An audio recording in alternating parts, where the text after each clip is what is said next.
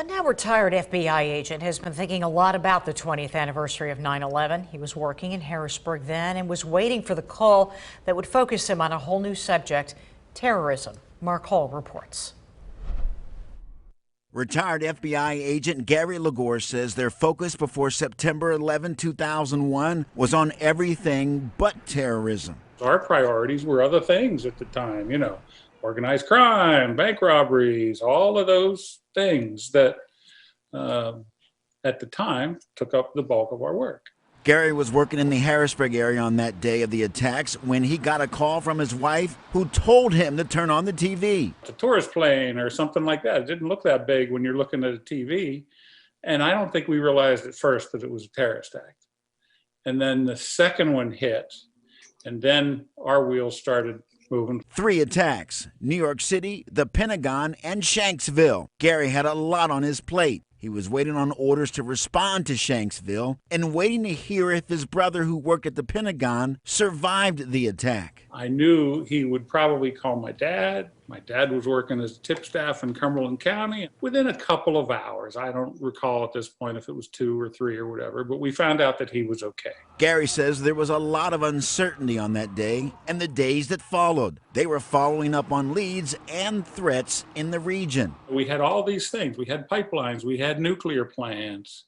We had airports. Obviously now it became important to deal with that. And so the TSA wasn't there. The FBI said, every lead, it doesn't matter what the lead is, every lead will be covered. Gary's wife was a television news anchor reporter at the time of the attacks. She was called around 1 a.m. to cover a threat to TMI, and that generated an early morning conversation Gary will never forget with their young child close by in the next room. We always talked about what happens if something happens to you in this job, that being me, because I was an FBI agent. She said, we never really have discussed what about if something happens to me?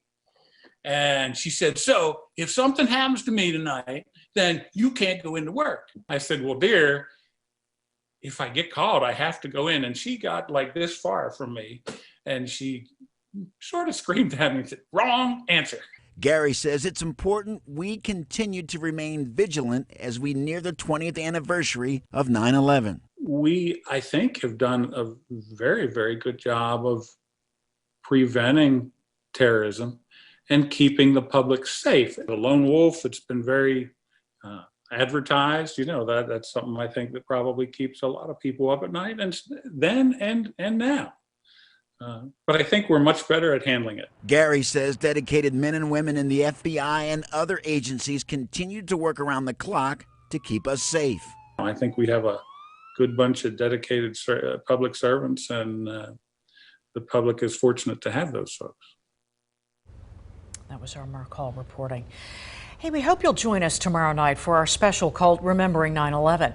Members of the ABC 27 team who were here on September 11, 2001, held a candid conversation about our thoughts and our work that day and how it's still affecting us. Remembering 9/11 airs tomorrow night at 7:30 right here on ABC 27.